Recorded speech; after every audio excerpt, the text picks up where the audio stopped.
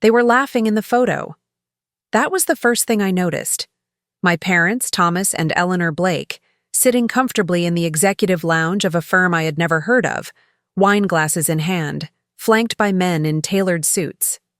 The logo on the wall behind them was unmistakable.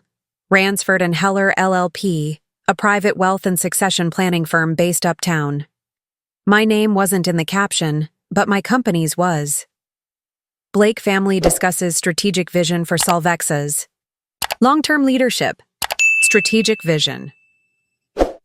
The photo had been clipped from the firm's internal newsletter and printed on high-grade paper, folded once down the middle.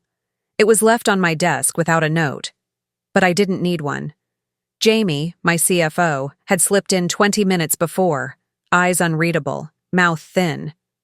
"You might want to look at this before your 2 p.m., she'd said, and quietly left. I stared at it for a long time. The light in my office was artificial, the windows tinted to mute the city's movement beyond. Inside, everything was quiet. My assistant tapped on the glass at 2:01, reminding me of the investor call. I waved her off. "My name is Lauren Blake. I'm 36 years old. I own 71% of Solvexa, a company I built from nothing but an algorithm and a series of sleepless years. I started it in the back of my studio apartment, back when the walls sweated in summer and the only light came from code running, all night. My parents gave me $20,000 when I was 28, not out of faith, but out of politeness. Or guilt.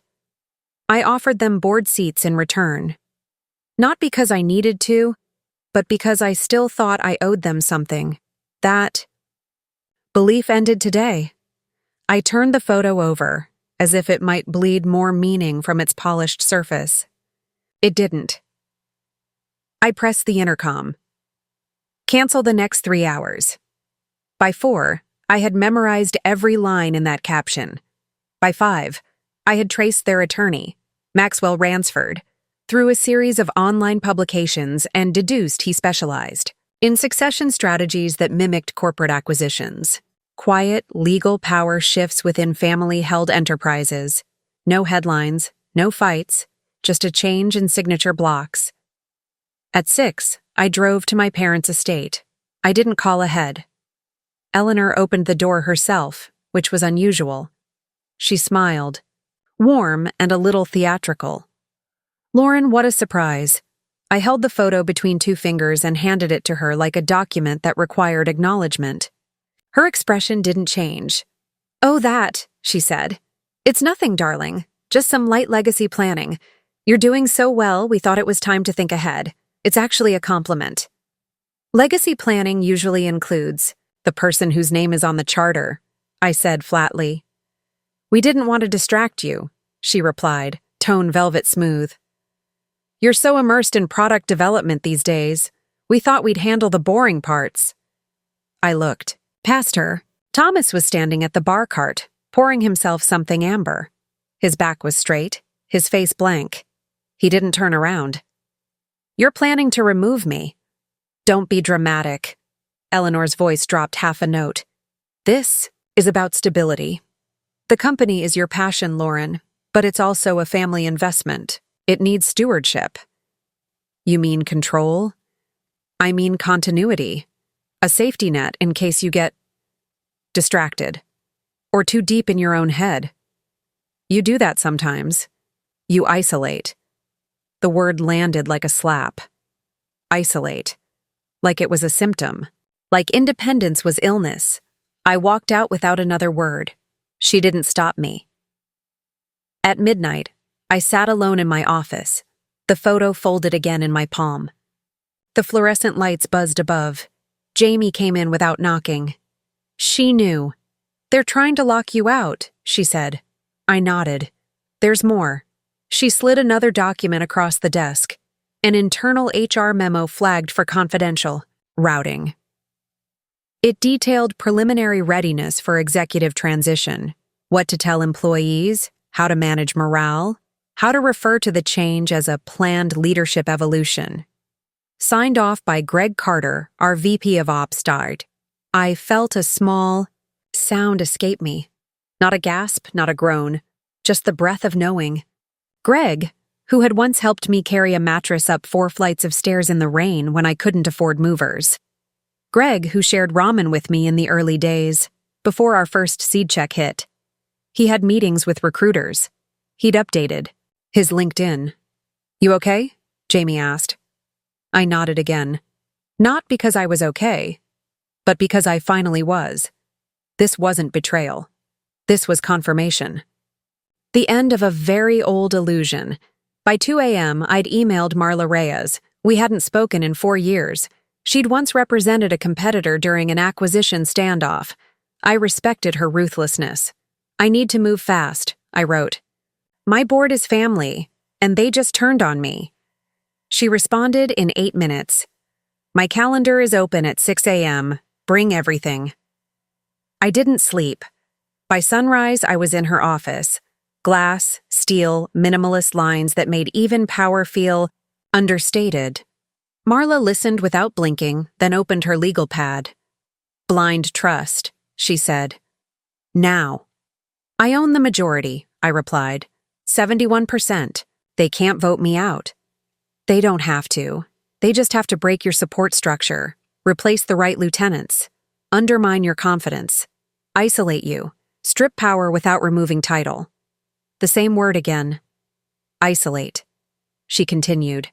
"If you move your shares into a trust managed by someone outside their reach, you buy time. You create distance, and you stay unpredictable. That's your only weapon now. Predictability is how they got this far." "Who do I trust?"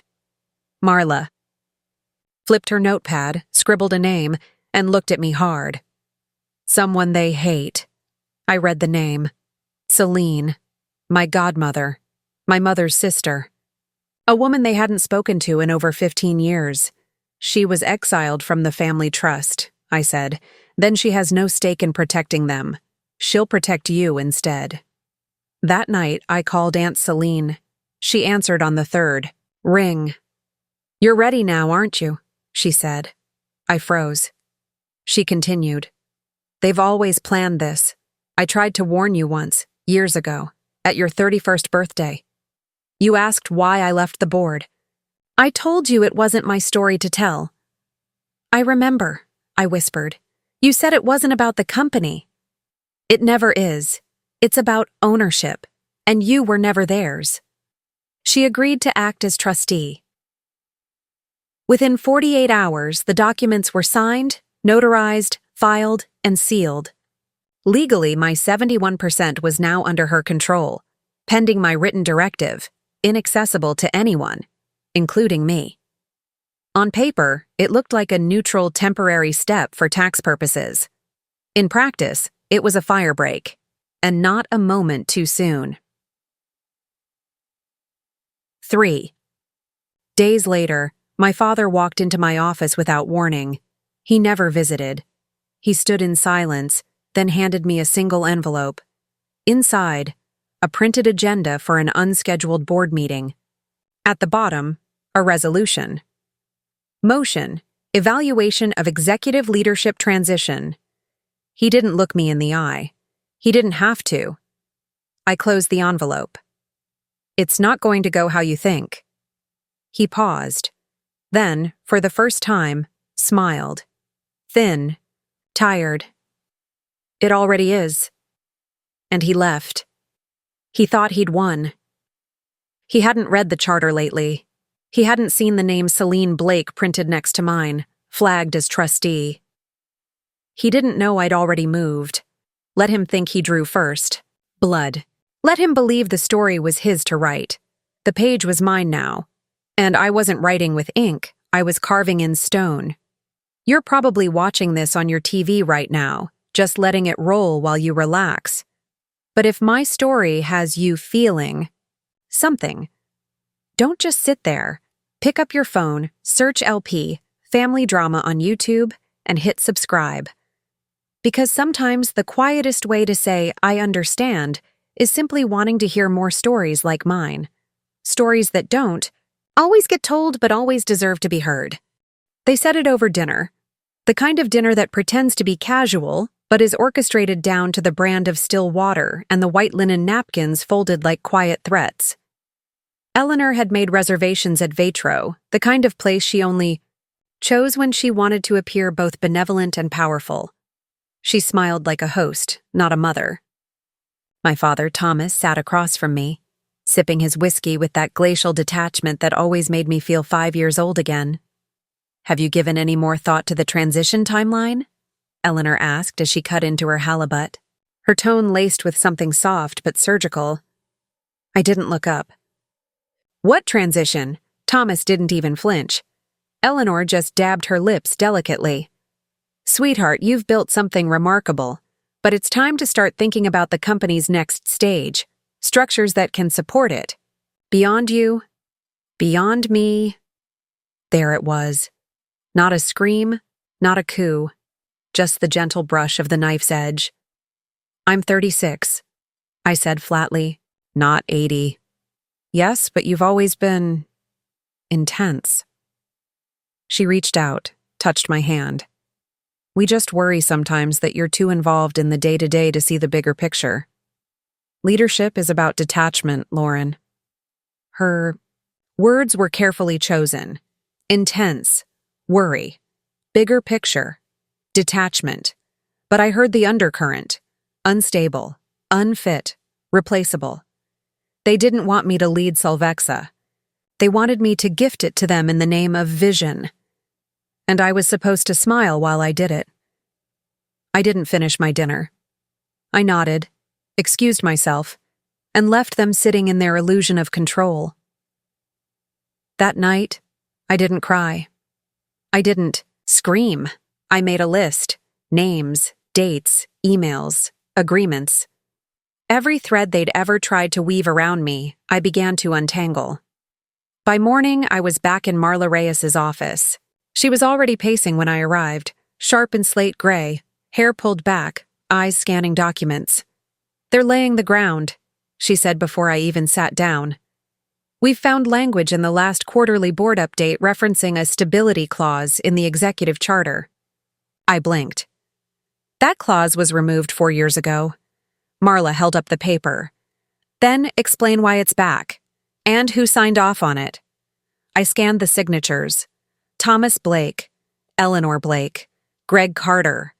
"Greg?" I said, the name dry, in my mouth. Marla met my eyes. "You're VP of Ops. The one who used to pull 18-hour days with you. The one who got the discretionary bonus last quarter." I didn't say anything. I didn't have to. Greg had been unusually quiet in meetings lately. Diplomatic, present, but uncommitted. I had mistaken it for burnout, maybe even loyalty fatigue.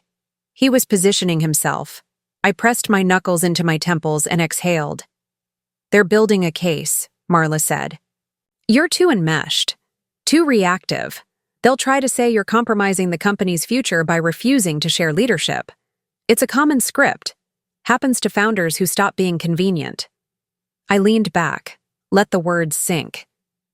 "Like metal in water." "So what do we do?" I asked. Marla tilted her head. "We give them a story, one they don't see coming." "What kind of story?" "Yours, but told through someone else." She tapped a folder in front of her. Inside, trust papers, legal language, signatures. But this time, a name I hadn't expected. Marla had found someone even I hadn't thought of. Her name was Ivy Darnell, a corporate governance consultant I had met once, years ago, during a Silicon Valley conference. She was polite, quiet, almost forgettable. But Marla had done the digging. "She's been shadow consulting on hostile family governance cases for 10 years, Marla said. "Her firm works exclusively off-record. She'll be your invisible counsel. Her role is to create the illusion of collaboration.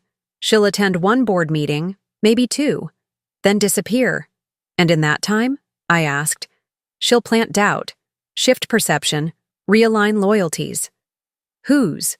Marla smiled. "Greg's." We moved fast. Within 72 hours, Ivy was installed as a temporary strategic advisor brought in under the guise of preparing Solvexa for international expansion. That was the story. Clean, neutral, corporate. No one blinked. Greg was the first to ask for a one-on-one. He thought she was there to scout his readiness. He had no idea she was there to watch him bleed himself dry. While Ivy distracted the operatives, I worked silently. Requested a review of all current shareholder agreements. And that's when I found the detail. Buried in the original funding clause, a rider attached to the $20,000 my parents gave me 8 years ago, was a seemingly benign condition. Founders shall consider input from minority board members on all executive-level transitions. I had signed it, but consider input wasn't legally binding. It had no enforceability. The clause was ceremonial, a decoy. They'd been quoting it for years as if it had teeth. They used it like a weapon. And I had believed them. But it was a bluff, a trick. The whole house of cards they were building relied on me believing that clause had power. It didn't, so I said nothing. I let them believe I hadn't seen it. That week, Eleanor sent me an email. "Lauren, darling, we've been so proud of how far you've come. But it may be time to let others help carry the weight. Perhaps you and Greg can start discussing a phased leadership structure. Let's talk soon." She even included a little smiley face, friendly, encouraging. I replied, "Of course. Let's definitely talk soon. I appreciate your support." And in that one sentence, I gave them the rope. Because the next thing they did was schedule an internal audit of executive decisions over the past 18 months, claiming they wanted to support transparency and strategic clarity. Greg signed off on it. He thought it was a formality, but I had already made sure that audit trail would lead them in circles. All decisions routed through committee, all expenditures within approval limits, every protocol followed, and in the last 3 weeks, all company-critical IP filings had been quietly moved under a new security protocol. One only I and Jamie had access to. They wanted to prove I was reckless, emotional, isolated, but everything in the audit would show one thing: methodical precision, impenetrable logic, and control, not chaos. That was the first crack in their story. Ivy told me Greg had started to get nervous. His conversations were shorter. He stopped asking about succession structures. Eleanor began to push harder. Her emails took on an edge, and then came the call. My father, Thomas. He never called. "Lauren," he said after a long pause, "we're getting concerned. You seem evasive." "I've just been focused," I said calmly. "Don't make this difficult," he said, and something in his voice faltered. That was when I knew. He didn't know which one of us was winning anymore. They had moved first, but I had already moved better, and the game wasn't even close to over. The room was too quiet for a Tuesday. My corner office at Solvexa, usually. Pulsing with the muffled rhythm of staff meetings, filtered sunlight and distant phone calls, felt still, like the air had been sucked out. I stood at the glass wall overlooking the city, holding the final signature page of the trust agreement in one hand. My thumb brushed against the embossed edge of Aunt Celine's name. They didn't know it yet, but they had already lost the company. The transfer had gone through that morning. My 71%, locked under a blind trust agreement with full authority granted to my godmother, Celine Blake. The woman my parents had written off as a failed rebel when she walked away from the Blake estate 15 years ago. To them, she was a ghost of bad decisions and inconvenient defiance. To me, she had just become the most dangerous person in their world. When I called her to ask if she would take the role, she didn't even hesitate. "They're finally showing you who they are," she said. "Let's make sure they regret it." At exactly 9:52 a.m., I pressed send on a scheduled internal memo, welcoming Ms. Celine Blake as Special Governance Trustee, effective immediately. Neutral tone, no explanations. Only 3 people received it: Jamie, our legal counsel, and Greg Carter. I waited. Greg responded in under 3 minutes. Didn't realize she was still active in anything corporate. Should we talk? I didn't reply. I didn't need to. Jamie came in at 10:15 with a printed packet in her hand. "You're going to want to see this," she said, her voice flat. It was an invoice. Billed to our general operations account, signed off by Greg Carter. A private consulting fee for executive transition planning, addressed to a firm named Foyle and Trent, Inc. I didn't recognize it. Jamie had flagged it, by accident while reviewing vendor audits. There was one detail that mattered: the invoice date. It was from 5 weeks ago.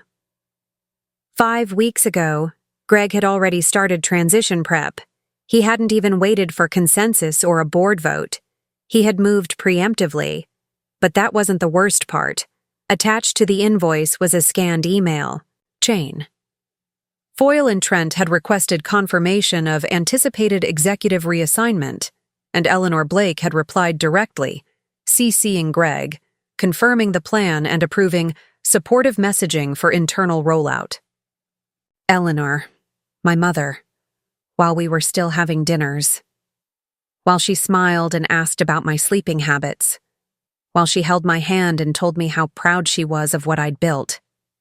The phrase that stood out wasn't even in bold. It was a single line buried in her email. Lauren will step down with grace if she sees the logic. Greg can reinforce the transition narrative internally if needed. With grace. They had already written my exit. Rehearsed my surrender. I handed the packet back to Jamie. Nothing about this leaves the room yet. She didn't ask why. Instead, she said, "You know he's going to move next." I'm counting on it. The next day, Greg scheduled a one-on-one meeting with me. "Just to sync," he wrote. His office was polished and intentionally bland. Gray walls, one framed photo of his 2 daughters, a single abstract painting that had probably been chosen by a corporate decorator. He poured us both sparkling water, the brand my mother always stocked during board meetings. "I wanted to check in," he said, his tone easy. "There's been a lot of energy around the board lately." "Has there?" I asked, playing neutral.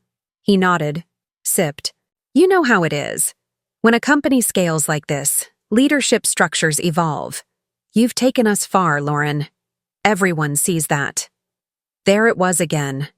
Everyone sees. Translation: "We've decided your usefulness is over.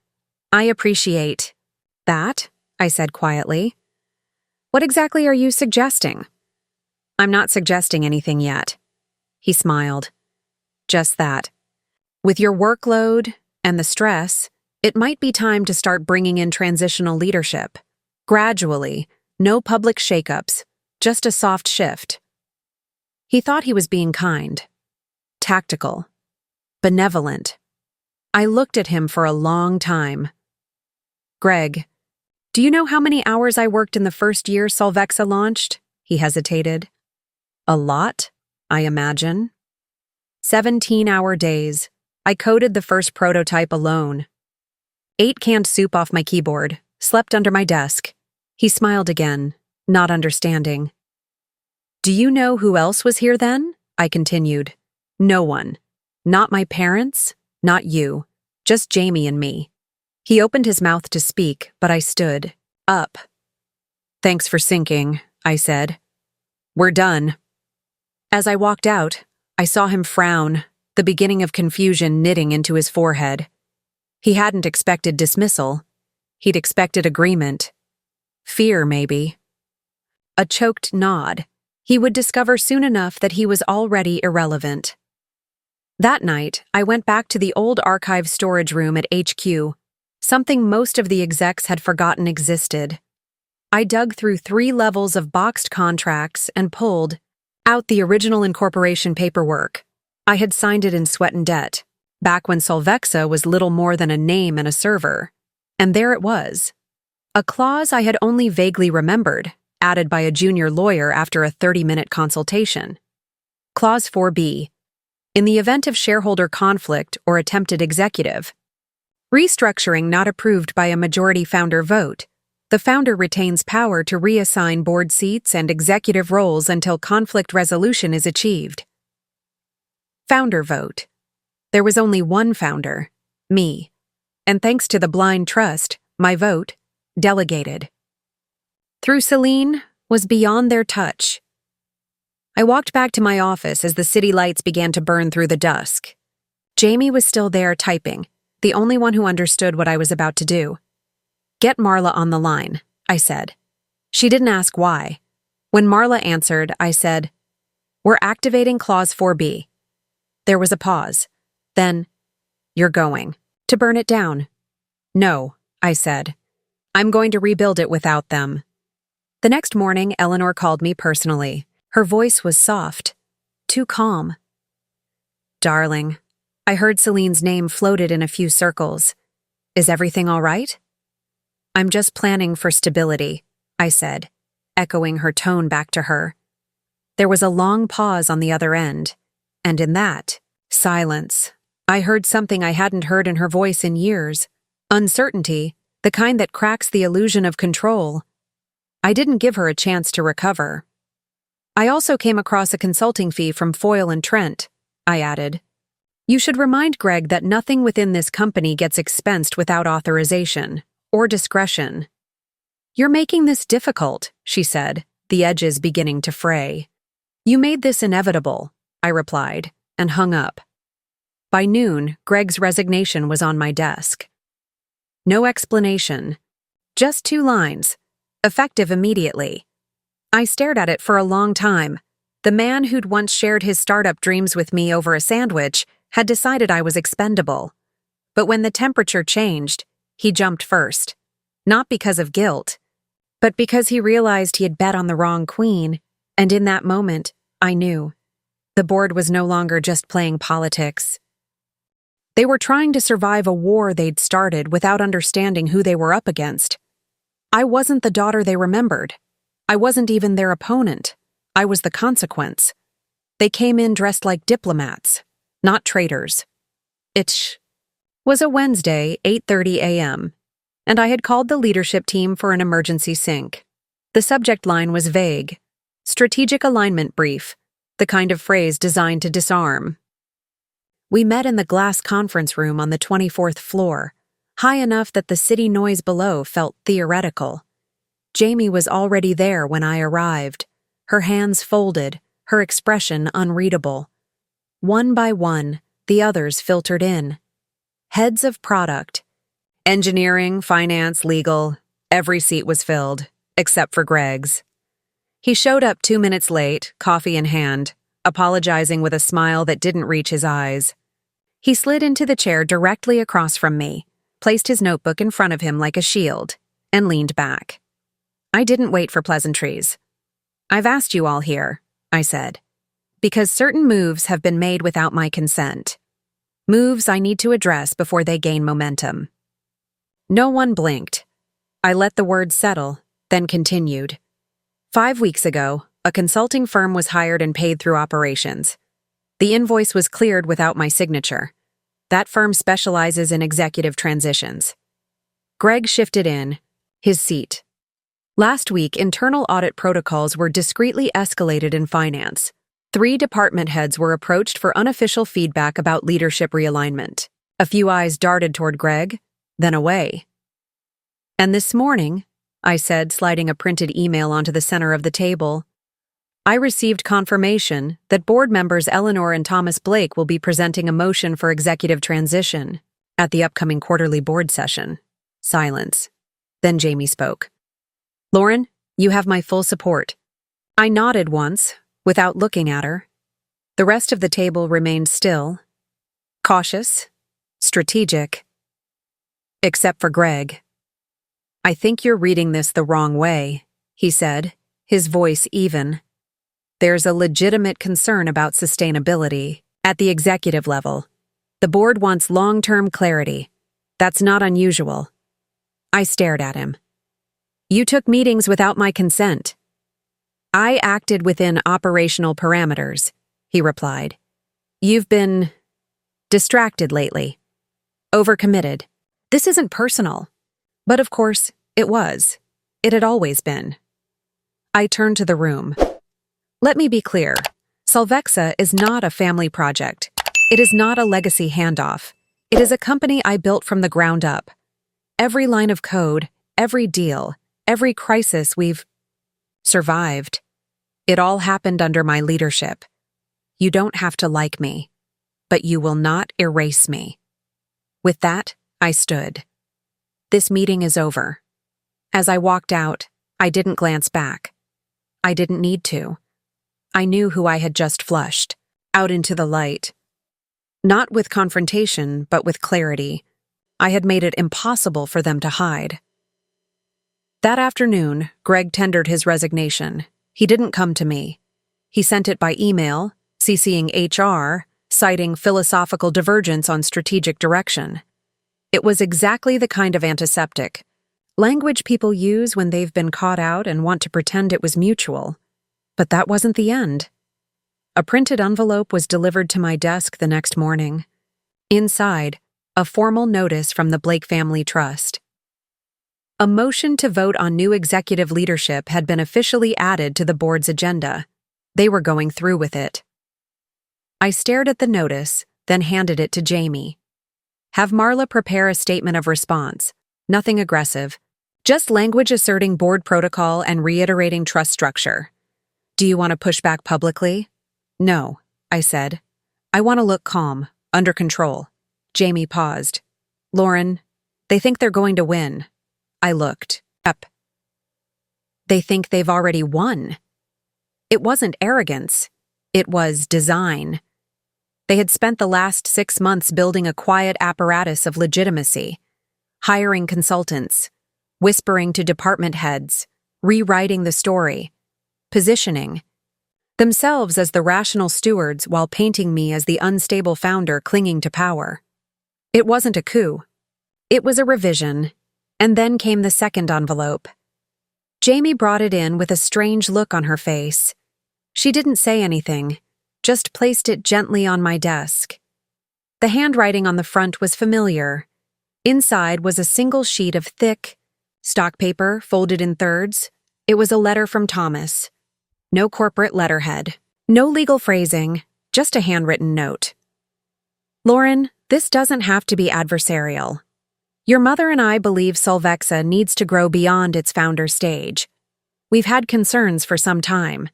You've become increasingly removed, isolated, unyielding. There's an opportunity here to hand the reins with grace. We've already spoken to several potential interim executives. You'd remain on in a consulting role, of course. The board would frame it as a strategic evolution. We'd control the story. We're trying to protect your legacy. Don't fight us. It's not worth what it will cost you.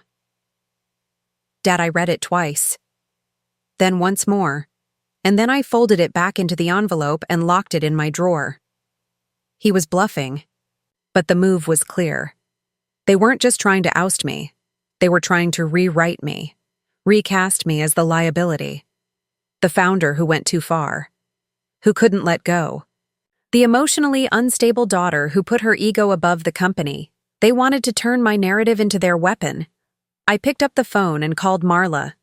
They've made their move, I said. It's time. She didn't ask for details. That night, I logged into the server, pulled up the emergency governance protocol, Section 7B. It hadn't been touched in years. No one remembered it existed. A clause buried by a paralegal and signed by both parents when they still thought I needed their name to be taken seriously. It allowed me to temporarily suspend any board vote in the event of suspected bad faith or manipulation, pending a third-party audit initiated by a controlling shareholder, which meant Celine. By 7 a.m. the next day, the motion was frozen, and the board was notified. I didn't go into the office. I didn't take calls. I let the silence do the talking. By mid-afternoon, Eleanor sent a single-line email. We need to talk. I didn't respond. Let them sweat. Let them question.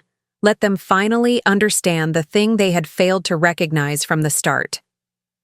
Wasn't holding on to Solvexa because I needed control.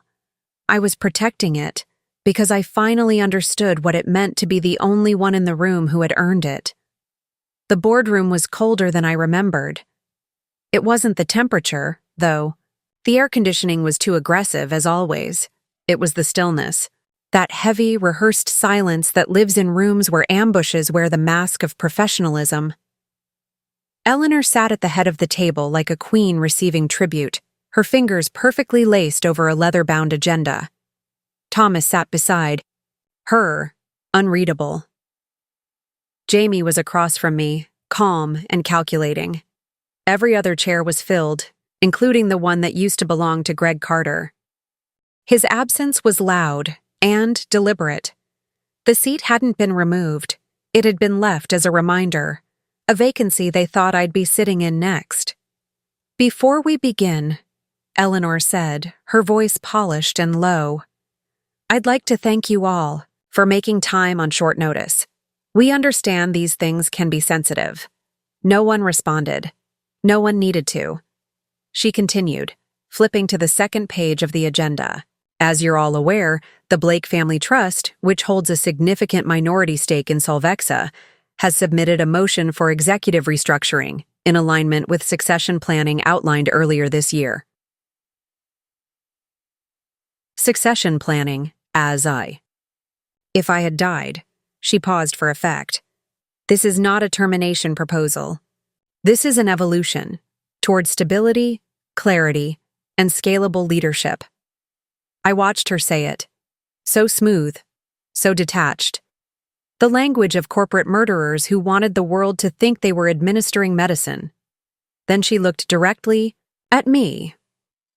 "We'd like to propose that Lauren Blake step into a strategic oversight role as executive chair. Day-to-day operations would transition to a CEO with broader infrastructure experience." They thought I would react. They expected rage, confusion, maybe even tears. Instead, I reached down, opened my briefcase, and pulled out a single folder. I placed it gently on the table and slid it forward. "Before you continue," I said, "I think we should all review this." Eleanor didn't touch it, but Thomas leaned forward. Jamie did too. Inside was a signed affidavit, Greg Carter's, complete with supporting documents, emails, voice memos, meeting summaries. He had sent it to me 3 nights ago. Out of nowhere, no warning, just a single message in my inbox at 2:14 a.m. They tried to bury me too. This is everything. He had gone deeper with them than I knew, looped into side. Meetings, informal discussions, financial projections that never made it to the board packets. He had seen the full playbook, a phased strategy to push me out, plant rumors about instability, pressure junior staff to question my decisions, and line up a candidate for my replacement. But something had shifted in him. Whether it was guilt, fear, or self-preservation, he'd flipped. And now he had exposed the entire operation. Jamie picked up the memo. Her eyes scanned fast. Then she looked at me, her expression unreadable. "You forged internal alignment before even presenting to the board," I said, my voice calm. "You solicited confidential support for a leadership change, while publicly assuring the company nothing was shifting. That's a breach of fiduciary duty, and I now have formal testimony." Eleanor's smile didn't falter, but it froze. "You have no proof of coercion," she said. "That's not what the affidavit says." "I doubt the board will accept hearsay." I looked to Thomas. "Is that your official position too?" He didn't answer, but he didn't look away. Then came the second document.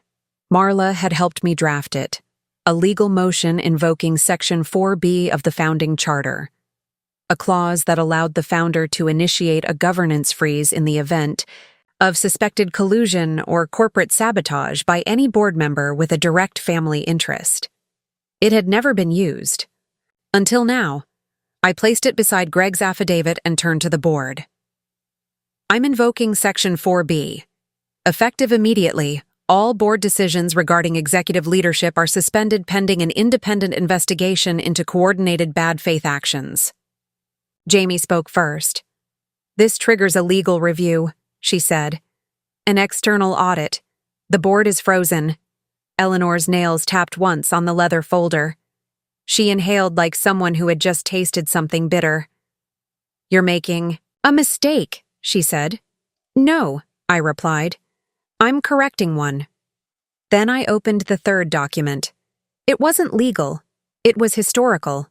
A letter from my grandfather, one he'd written to Celine decades ago, filed in the original trust paperwork, buried in an appendix no one had touched since the company incorporated. In it, he wrote about his fears, that the Blake name would one day be used not as a legacy, but as a weapon, that titles would be claimed like birthrights, that love would be used as leverage. He included a line I had underlined in red. "What you build with your hands, no one should take with their signature." Celine had kept that letter. She had scanned it and sent it to me a week ago, just after the trust transfer was finalized. "You'll know when it's time," she wrote. It was time. I slid the letter across the table toward Eleanor. "You taught me to use power quietly," I said. "But you forgot that I was watching." The room went still. Finally, Thomas stood. He didn't speak. He didn't defend. He just gathered his papers and left the room. It was the only honest move he'd made in years. Eleanor sat in silence for a moment longer. Then she stood too, but not before saying one final thing. "You've always mistaken defiance for strength." I met her eyes. "No," I said. "You mistook silence for weakness." And then she was gone. The board meeting ended not with a vote, but with the absence of one. I sat alone at the head of the table after the room emptied, the documents still spread in front of me. Jamie came back in. She didn't speak, just sat beside me. "You did it," she said eventually. I shook my head. "No," I said. "I'm just starting." The first sign wasn't loud, it was absence. No emails from Eleanor for 3 days. No veiled check-ins from Thomas. No calls from board assistants confirming the next steps. Just a silence too deliberate to be accidental. The kind of stillness you feel before a landslide. Then, on a Thursday morning, a courier arrived with a manila envelope. Not email. Not internal messenger. Physical paper. Deliberate. I opened it slowly, reading every word with a mind already braced for violence dressed in civility. Eleanor Blake vs. Lauren Blake. Petition for breach of fiduciary duty, misappropriation of control, and bad faith obstruction of board governance. She was suing me. Personally. Not through the board. Not as a shareholder. As a mother. Marla was in my office within 30 minutes. She read it silently, lips pressed tight. Then she looked at me and said the thing I didn't want to hear. "She's aiming for optics." "What kind?" "The kind that leaks." I leaned back, watching the ceiling like it might offer a map out of this war. "She wants to frame this as ungrateful daughter versus concerned mother." "She already has," Marla said. "Read the second page." I did.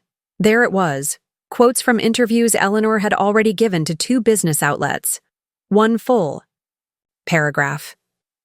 "I only ever wanted to support Lauren, but there comes a point where personal pride has to make room for professional stewardship. Family doesn't mean silence in the face of mismanagement. It wasn't just a lawsuit. It was a narrative. She wasn't trying to win in court.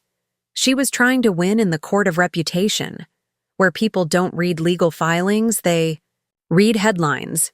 "Do we counter?" I asked. Marla hesitated. "We will, but not yet. You need to stay quiet. Let her overplay her hand." I nodded, but something inside me had already broken. Not out of pain. Out of calculation, I remembered something from childhood.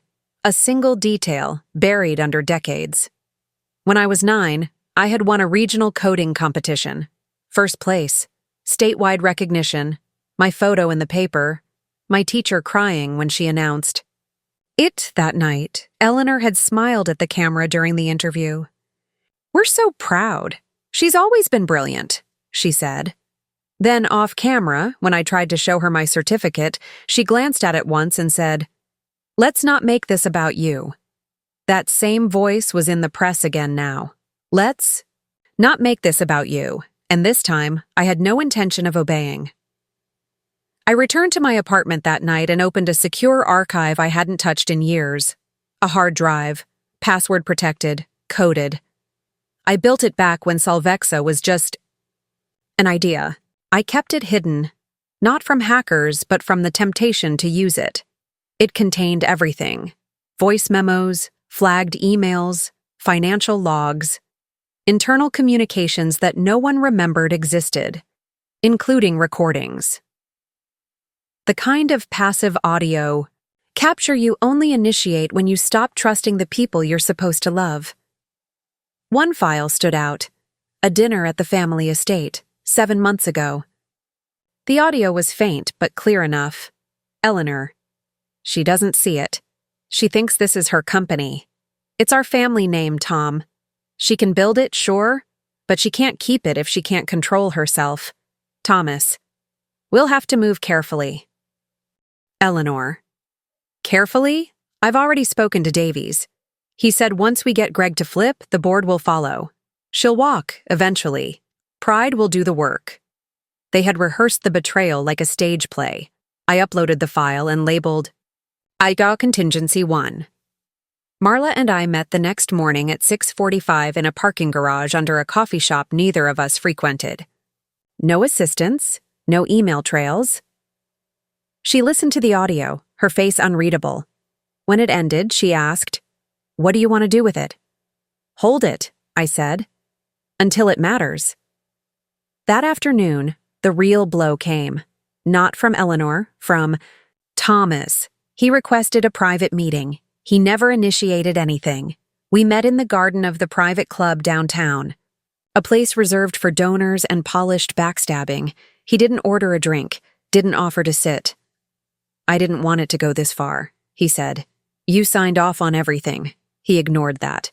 "Your mother is committed to a version of the company that includes structure. You've always been the genius. But genius needs governance." It was almost kind, almost reasonable. But then he reached into his coat and handed me a printed document, an agreement. If I stepped down voluntarily, I'd retain a ceremonial title, advisory capacity, full benefits, public gratitude, no lawsuit, no escalation. "I don't need you to surrender," he said. "Just reposition. Think of the bigger picture. We can preserve everything if you're smart about this." For a moment, I wanted to scream, but the impulse passed quickly. This wasn't a man negotiating peace. This was someone managing risk. He thought I was the risk. I folded the agreement and slid it back. "I'll think about it," I said, but I already knew what I was going to do. That night, Celine sent me a message. She had quietly spoken with 3 other board members, ones not tied to the Blake Trust, ones who had grown disillusioned with Eleanor's overreach. One of them, it turned out, had gone to school with Marla. "Careful, Lauren," Celine wrote. "You're not the only one building alliances in silence." That message had 2 meanings, and I knew exactly which one she intended. The next morning, we filed a counterclaim, not a countersuit, a motion of removal, naming Eleanor and Thomas Blake as compromised board members acting in breach of trust, citing the recorded audio, the affidavit from Greg, and a new clause buried in the trust formation documents, a clause written by my grandfather. It stated that any family member engaged in hostile action against another heir forfeited advisory privileges within any business holding derived from Blake assets, especially if the action included legal threats. Eleanor's lawsuit had activated her own removal. Thomas's silence had tied him to it. The motion went public 48 hours later. Headlines flipped. What had been Blake family rift over vision became CEO moves to remove parents from board amid allegations of undermining. Eleanor didn't speak to the press. Thomas resigned 2 days later. And I said nothing, but I watched the narrative shift. I watched the same outlets who had once parroted Eleanor's concern begin to ask harder questions. Jamie briefed the staff. Marla briefed the board. Celine stayed in the shadows where she belonged, and I stood at the center of it all. Burning, still. Not because I had been hurt, but because I had waited long enough. It was the first time he ever called me Ms. Blake. Thomas stood at the doorway of my office, hands clasped behind his back like a man waiting to be sentenced, not invited. The morning sun bled through the glass panels behind me, soft and clinical. My desk, usually a fortress of screens and papers, felt too clean, like I had already left. I didn't ask him to sit. I wanted to speak before things escalate further, he said. No warmth. Just the soft tone of a man too late to his own reckoning. They've already escalated, I replied, not looking up. He waited a moment, then took the chair across from me. I didn't offer him the usual water, not even the practiced civility. I had given strangers in boardrooms more brutal than this one. There was no need for pretense. I didn't know about the recording, he said. I looked up then. But you knew about the meetings, about the consultants, about the attempt to force my hand into stepping down. He didn't deny it. I let Eleanor take the lead, he said. I thought she knew what was best. That, more than anything, was the truth. Not malice, just the quiet, cowardly choice of convenience over confrontation. He hadn't led. He had followed, loyally and blindly, assuming I would break the way they needed me to. I didn't speak. There was nothing to say. He reached into his jacket and pulled out a folded piece of paper. I expected another proposal, another apology, wrapped in spin. But it was neither. It was his resignation. From the board, he said. Effective immediately. No press release, no rebuttal, just clean. I took it without reading it, slipped it into my drawer. He waited for something, approval, gratitude, maybe absolution. But I only said, "You're free to go." He stood, paused, and just before leaving he said, "You were always stronger than we expected." He meant it as a compliment. I received it as a confession. After he left, I sat in stillness for a long time. Not out of sadness. Out of calculation, because I knew something he didn't. Eleanor wasn't done. Her silence since the removal motion was strategic, not surrender. She was pivoting. She wouldn't fight through boardrooms anymore. She would fight through image, reputation, perception. That was her battlefield. That was always her strength. Appearances, which is why I went to the source of that image. My mother's closest allies weren't shareholders or attorneys. They were her network. The polished social architecture of gala boards, philanthropic foundations, and private women's investment circles. She had spent years building that web, not for influence, but for immunity. So I picked one node, her oldest friend, Margot Levinson.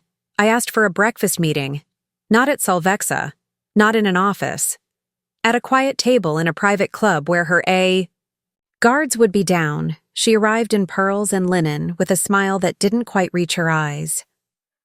The kind of smile that says, "I know what you're doing. Let's pretend I don't." "You've grown sharp, Lauren," she said over chamomile.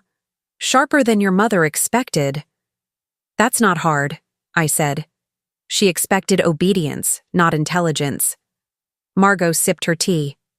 "You're not here to win me over." "No. You're here to make me uncomfortable." "Yes." I pulled a folder from my bag and slid it across the table. Inside, a series of internal memos, time-stamped conversations, policy drafts, each one demonstrating Eleanor's deliberate intent to circumvent governance protocols, manipulate internal perception, and position herself for legal immunity post-removal. Margot glanced at the first page and stopped. "This isn't criminal," she said. "No. but it's unethical, systematic, and calculated. I'm not asking you to act, Margot. I'm asking you to understand what you're defending when you defend her. She closed the folder slowly. And if I do nothing? You won't have to, I said. Because I'm not the one leaking it. She paused. Who is? I leaned. Greg Carter. After he flipped, he didn't just give me the internal communications. He gave them to 2 financial journalists, one of whom is already drafting a long-form profile. Margot's face changed, not out of fear, but recognition. This wasn't about family anymore. It was about exposure, risk, legacy. She won't survive it, she said quietly. No, I replied. She'll pivot. She'll pretend she stepped aside out of love. She'll try to reclaim the narrative. Margot looked at me with something closer to respect than sympathy. What do you want from me? Nothing, I said. Just don't protect her out of habit. The next morning, Eleanor called. Not through her assistant, not through legal. Just her voice, cold and brittle. You've burned everything, she said. No, I answered. I just stopped pretending it was clean. She was silent for a long time. Then she said something I'll never forget. I never thought you'd become her, and I knew she meant Celine.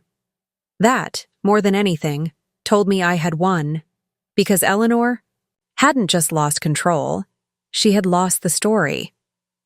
That afternoon, I stood in front of my team for the first time in 3 weeks. Jamie stood beside me. The room was packed. I didn't give them a speech. I gave them a name. I introduced our new head of operations, someone I had personally recruited, someone I trusted, someone who would never answer to the Blake Trust again. Her name was Ren Kim, ex-CEO of a rival logistics platform I had once admired from afar, fiercely independent, no ties to my family, no debts to repay, just vision. Eleanor had always assumed I would implode if I lost their backing. What she never understood was this. I had never built Solvexa to earn their love. I built it to survive, without it. 3 days after the board fallout, I found a package waiting on my desk. No label, no note, just thick ivory paper and an envelope sealed with red wax. The kind of thing that would have felt melodramatic if it didn't come with the weight of Eleanor Blake's scent, subtle and unmistakably curated. Inside was a single handwritten line. Even legacies built in fire must learn to burn. It was her way of saying, I'm not done. And I knew she wasn't. Eleanor didn't make comebacks in headlines anymore. Those were too noisy. She used institutions, whispers, and old friends with polished knives. And this time, she had chosen an old friend of my grandfather's, Judge Adrian Holloway, recently retired, but still an honorary advisor on a quiet oversight committee that monitored trust activity related to the Blake Foundation. The same foundation my blind trust intersected with. The attack came subtly. A review request into Aunt Celine's suitability as a trustee, citing newly surfaced concerns about impartiality. It wasn't a lawsuit. It wasn't even a formal complaint. It was worse, a doubt disguised as protocol. Jamie was the first to catch it. He handed me a summary memo, his mouth a tight line. If they discredit Celine, the blind trust becomes vulnerable. And with it, your entire share maneuver. They won't win that way, I said. No. But if they shake confidence long enough, the board could shift again. I stared out the glass. The city shimmered like a surface with no depth. Then it's time to remind them who this company belongs to. That afternoon, I called a full staff meeting, not just directors. Everyone, engineering leads, operations, partnerships, R&D. I presented what we had kept quiet for too long. Our newest initiative, codename Atlas, an AI-driven intermodal system that integrated predictive scheduling, customs clearance, and cold chain coordination across 4 continents. The product we had been quietly testing under NDAs in 3 pilot cities, months ahead of market, technically breathtaking, I laid it out clean and sharp. Not to rally morale, to draw a line. We're not a family business, I said. We're an engine. And it doesn't run on legacy. It runs on execution. On people who show up when it matters. And we're about to matter. Silence. Then applause. Real. Reluctant at first. Then building. Something that felt like loyalty, earned, not inherited. That evening, I received an email from Emily, the cousin I hadn't spoken to in nearly 5 years, the one who had always stayed out of the mess, too quiet to be noticed, too smart to be underestimated. Her message was 3 sentences long. She's trying to recruit me. Says I can vote through Celine's clause if she's removed. I'm forwarding everything. I trust you. I froze. Not because Eleanor was using Emily. She had done that before, but because Emily had been given power and had kept it secret. She was part of the trust rotation clause, which allowed silent members to assume temporary control in the event of trustee incapacitation. A clause none of us had considered relevant. A clause Eleanor had written 20 years ago. And that's when I understood this wasn't about Celine being removed. It was about Emily being positioned. Eleanor hadn't expected to win. She had expected to collapse the trust just long enough to install someone she could control, someone who looked innocent, someone who hadn't been scorched by family war. But Emily hadn't just refused. She had defected. I called her immediately. She answered on the second ring. "I'm sorry I stayed quiet," she said, voice low. She told me it was temporary, that I'd just help smooth the transition, then step back. "Did you agree?" I nodded. "I never signed anything." "She'll come after you now." "I know," she said. But she underestimated how much I've been watching. That night, I invited Emily to my apartment. She brought printouts, emails, recordings, a thumb drive. But what struck me wasn't the content. It was her demeanor, calm, steady, no theatrics. "I spent my whole life thinking silence kept me safe," she said. "Turns out it just made me complicit." I handed her a pen and slid over a notarized amendment. It granted her interim oversight of a new internal ethics committee I had designed 2 months ago, but never activated. Until now. "Use your voice," I said. "Not for me, for yourself." The next morning, we submitted everything to the Trust Governance Board. Proof of manipulation, conflict of interest, and a pattern of orchestration by Eleanor that spanned 6 months. Celine, unshaken, wrote a single-page response. "I decline to engage in performance. My record stands." By noon, Holloway had recused himself from the committee. By evening, the trust affirmed Celine's authority. And Eleanor? She released a statement. Smooth, controlled, immaculate. "I've chosen to step away from oversight to allow the next generation to flourish with the autonomy they've earned. As a mother, I know when to lead and when to let go." The media lapped it up. Phrases like gracious retreat and family unity floated across headlines. But I didn't care, because I knew what came next. She had exited the room, but she hadn't left the game, and neither had I. Not until every echo of her control was erased. Not until Solvexa stood finally on the spine of strategy, not inheritance. Not until I had reclaimed everything. And made it mine. It ended not in court, not in boardrooms, not in a breaking news headline, but in a room with no microphones, no signatures, no seats at the table. Just 3 people, the last unspoken war between them thickening the air like storm before the crack. Eleanor, Thomas, me. They'd called for the meeting themselves, or rather summoned me like a final attempt at control disguised as civility. The location was their private townhouse, not the family estate where I'd grown up being reshaped in silence, but their cleaner, more curated mask for the public.